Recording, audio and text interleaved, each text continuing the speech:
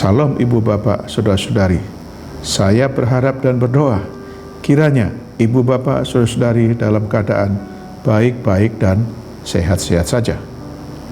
Dengan penuh syukur kepada Tuhan, kita berjumpa kembali dengan saya, MPS, melalui pesan suara via YouTube hari ini yang ke-49.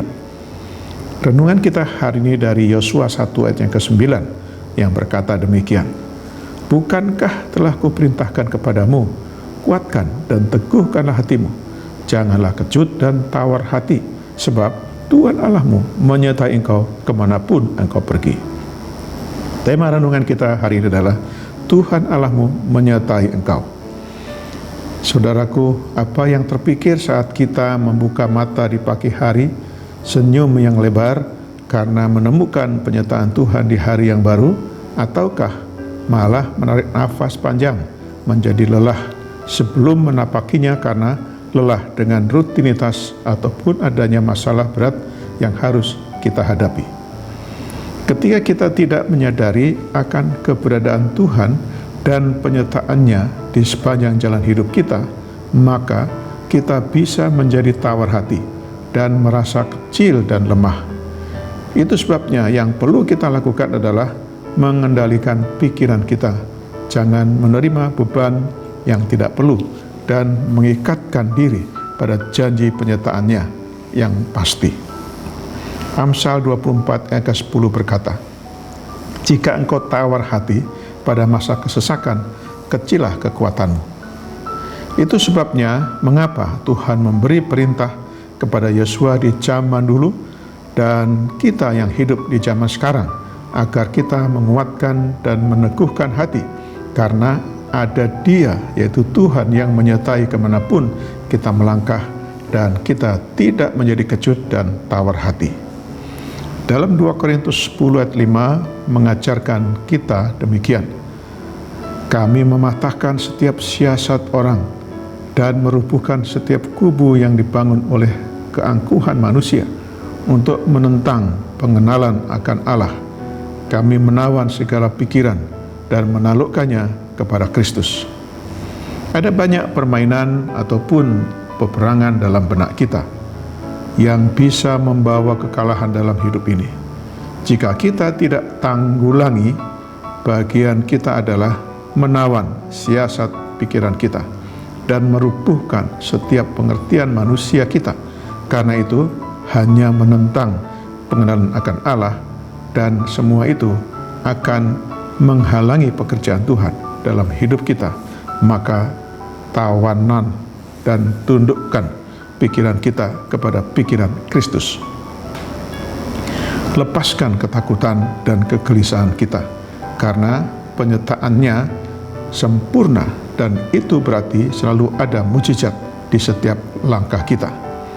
Saudara, setiap hari Allah memberikan kemuliaannya yang baru bagi kita. Jangan tutupi dengan gelapnya awan permasalahan yang merintangi pandangan kita, karena mentari kasih-Nya Allah tetap bersinar terang. Kita yang perlu menengadah dan melihat bahwa Tuhan ada, dan kita tidak perlu khawatir. Dalam Ratapan 3, 21-25 mengingatkan kita perlu kita lakukan, yang harus kita lakukan, yaitu tetapi hal-hal inilah yang kuperhatikan, oleh sebab itu aku akan berharap. Tak berkesudahan kasih setia Tuhan, tak habis-habisnya rahmat-Nya, selalu baru tiap pagi. Besar kesetiaan-Mu, Tuhan adalah bagianku, kata jiwaku. Oleh sebab itu aku berharap kepadanya. Tuhan adalah baik bagi orang yang berharap kepadanya, bagi jiwa yang mencari Dia. Maka janganlah hendaknya kamu khawatir tentang apapun juga, tetapi nyatakanlah dalam segala hal keinginanmu kepada Allah dalam doa dan permohonan dengan ucapan syukur. Damai sejahtera Allah yang melampaui segala akal akan memelihara hati dan pikiranmu dalam Kristus Yesus. Jadi akhirnya, saudara-saudaraku, semua yang benar, semua yang mulia, semua yang adil, semua yang suci, semua yang manis, semua yang sedap didengar, semua yang disebut kebajikan, dan patut dipuji, pikirkanlah semuanya itu. Demikianlah renungan kita hari ini. Janganlah kita menjadi pendengar saja, tapi marilah kita menjadi pelaku-pelaku firman Tuhan. Selamat beraktivitas hari ini dengan iman dan imun yang teguh. Salam sehat jasmani dan sehat rohani. Tuhan Yesus Kristus menyertai dan memberkati kita. Mari kita berdoa. Bapa kami yang di surga, kami bersyukur untuk firman-Mu hari ini. Terima kasih atas pencerahan-Mu bagi kami untuk memahami dan mengerti kehendak-Mu ya Tuhan, bahwa ada penyertaan Tuhan yang sempurna, dan itu berarti selalu ada mujizat di setiap langkah kami ya Tuhan. Karena itu ya Tuhan, tuntun dan bimbinglah kami selalu. Kami berdoa bagi yang sedang sakit, kiranya Tuhan berkenan menjamah dan menyembuhkannya.